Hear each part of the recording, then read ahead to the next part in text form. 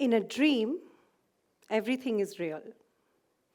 So I often question, how do we know that this reality that we find ourselves walking awake in is not actually a dream of the dreaming reality?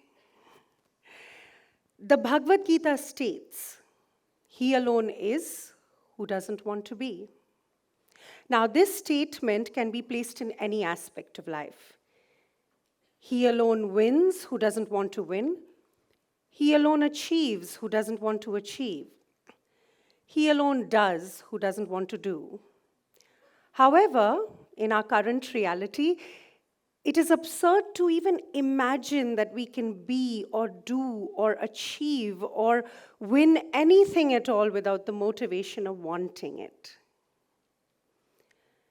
It is with motivation that we humans act at all. All the karma of our karmic world is centered around motivated action. Yet, this statement of the Bhagavad Gita encourages unmotivated action, to act without motive. Now, the karma that we experience in our lives is a direct result of the motives behind our actions, not the action per se. So when there is no motive behind an action, there can be no result. Yet, there is an outcome, because there is action. There is so much guidance for the modern man way before he was this modern to completely misunderstand and take life in a totally opposite direction. Anyways, one simple way of understanding this statement is to say, act, but without being concerned about or attached to the outcome. I moved to Mumbai, a new city in an old country, from my hometown in Canada some 23 years ago to chase a dream of becoming a Bollywood actor. I didn't know anyone in a new city and an old country, like I said, except for a brother-in-law who was packed up to move to Malaysia the next day. I pretty much had one day and one night to find a place, move in, and start chasing my dreams. In goals, in visions, in ambition, aren't we all chasing dreams until they are a reality to live in, to experience? Anyways, I found this little space in Bandra overlooking a graveyard. It had a net curtain which would fly with the wind, so it had some character. I moved in there, started living, and started chasing my dreams. 19 days into this new journey, I landed myself with a prominent role in a very, very popular television series, and I was thrilled. The dream was manifesting. Yet, because I didn't relate to television content, it's not something I watched, so I didn't find that I was coming home with the job satisfaction that I had hoped to achieve from the job. So, 21 days into the show, at that time I was like really young, and I was confused if I had chosen the right path. It was all motivated by this desire to be an actor in Bollywood, to make a dream a reality. 21 days into the show, I quit. And I decided to go back home to Canada to rethink my dream. I was still very motivated by this desire to be an actor. But it seems life had other plans, bigger plans, plans that I couldn't really dream of yet. My parents encouraged me to move back to India and continue chasing my dreams because it's not good to give up, right? That's what they say. So I did that. I returned a month later, found a new place, and started chasing my dream again. In retrospect, when I look back now, I realize that my dream itself was the resistance to manifesting it. For 15 years after that, I chased dreams in auditions and signed films that were either shelved or never took off. Turning producer, learning to love more of cinema than just performance helped a little, but not a lot. We created some little content here and there for educational platforms and other online platforms until JL50 happened, and the dream was realized. Hurrah! It was a much bigger dream than I had ever dreamed of. I had only dreamed to be an actor in movies, and here was a manifested reality of a film that I had not only acted in, but had also produced without investing a single penny from my pocket. But this is where the shift happened. Spirituality and meditation took on a much deeper meaning for me in my life. Within months of the release of JL50, I found myself in an ashram in Nepal, meditating. After I had spent about a week in the ashram, and I returned to the outside world with all that bliss of meditation, the world outside seemed nothing less than a shock to me. Just a week ago, I was in the same predicament that I was finding people in now. People around me, people at large. This peace and joy and blissfulness and playfulness that I had found in meditation. Meditation does that to you. It raises your vibration to a state of peace and joy and playfulness, and life doesn't seem as serious as we are taught that it is. This peace and joy, this state of being that I had found in meditation, I realized that people were looking for it in the dreams that they were chasing. I could tell very easily that everybody around me was acting happy instead of being happy. As my practice of meditation intensified, so did this awareness of peace and joy and playfulness and non-seriousness in a world full of noise of chasing dreams. That's when I started experimenting and expressing myself through the written word, through blogs and such, as a means of catharsis for an old way of being. I was now transforming into this very new way of being, into a being of peace and joy and playfulness and non-seriousness. I'm not really serious about anything in life. What I was expressing was actually the predicament of the human condition as I had seen within myself first, before I started seeing it in the world outside. And sure enough, I received a lot of encouragement and love and support from certain groups of people, but I also received a lot of criticism and hate from certain other groups of people because truth is a trigger.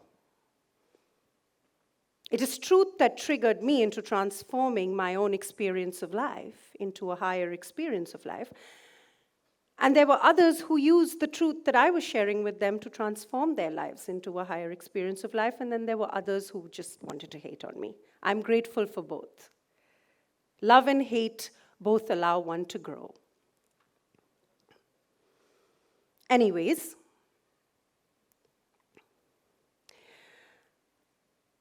JL50 itself was a result of meditation entering my life at one of the lowest phases of my life. My home in Canada was about to be foreclosed by the bank because I hadn't paid my mortgage for 3 months. And I barely had $20 in my account, which my partner at the time figured would be better off donated to a man singing for daily bread on the street as opposed to keeping it in the account because it wouldn't even buy us groceries. 1 month into meditation, and we had the funds to travel to India and start the process of the film. Magic. Not magic. How we feel inside is what manifests outside, and that's what happened. But that was only the beginning. Over the next 4 years of a very strugglesome making of JL50 and a legal battle, meditation became a way of life for me. Not a lifestyle, just a way of life. And that's a whole other topic for a whole other TED Talk. During this time, I took 2 years of my own life for my own inner evolution. I felt like I owed it to myself. I spent most of my time with spiritual books, educating myself on the experience that I was going through inside of myself, this transformation process. Apart from that, of course, I spent all of my time alone for 2 years, either in a homestay in Goa meditating or in the ashram meditating. And despite the love and the hate, I continued with my catharsis process of expressing through the written word. Catharsis is a very, very important aspect of the transformation journey. We need to release so we can create space for something new. Now, during this phase, as I kept going through this transformation process through meditation and integrating spirituality into my life, I realized one day, 2 years later, that all of my dreams had dropped. I had no dreams left, and this happened because I was able to see the very temporary nature of satisfaction in them. It is from this space of no personal goals, no personal ambition, dreams, that my most recent production has manifested. My most recent production is one of the biggest budgeted films, trilogy films, that has been announced in the Indian cinema right now in this circle. I'm very grateful, I'm very humbled, because it's not something I dreamt of. It's not something that I was chasing either. So what, did I just manifest it into reality, dreaming of it all of these years? No, that's not what happened. Meditation over the last few years has raised my vibration to a higher frequency. And the outside experience of life just matched it. As within, so without. As above, so below. Like I said, I'm very humbled, I'm very grateful, and I'm so excited to bring all of you this movie. However, my personal joy, my personal peace, it comes from service today. I run a little meditation center out of Goa, where I work with children of all ages from the labor colony, sharing love in meditation. The peace and joy that I feel in service is something that I was chasing in my dreams. I didn't even know that I would find it outside of my dreams. And I didn't even know that I had something to give to the world outside of entertainment. Today, I live a dream beyond what I could have ever dreamed of. So what's the difference then and now? It's faith. We chase dreams when we have hope, and hope is essentially a doubt. But in faith, we're sure that whatever will be awesome. It'll be beyond our ability to dream it into reality. Faith is a quality in that which is higher than the ideas of the limited self. And faith grows with meditation. The more the meditation, the higher the faith. A meditator calls this experience, this space that they find within themselves, the highest potential. The highest potential of a being is beyond the confines of the limited mind, which is full of all the knowledgeability that we have received from the outside world. There is more knowledge within us beyond that knowledgeability, and that's the higher self. And in this highest potential is where all the dots connect in one's highest expression and experience of life. The individual, its expression and profession, and the human community. It's the conscious way of life experienced and expressed in all its colors, contradictions, and spontaneity. So I say, dream.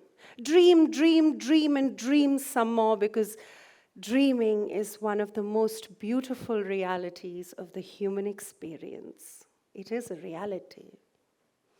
Just don't be attached to or have any expectations of the dream manifesting exactly how you want it to manifest. Forget the outcome. 10% of meditation is all one needs to stop chasing dreams and start living them today beyond one's ability to dream it. So I'm going to end this talk by sharing something that a friend has tried to teach me and I have learned. Forget the goal. Fall in love with the process. The goal is to live dreams. The process is meditation. Because, as one of my coolest meditator friends says often, meditation is the new cool. Thank you.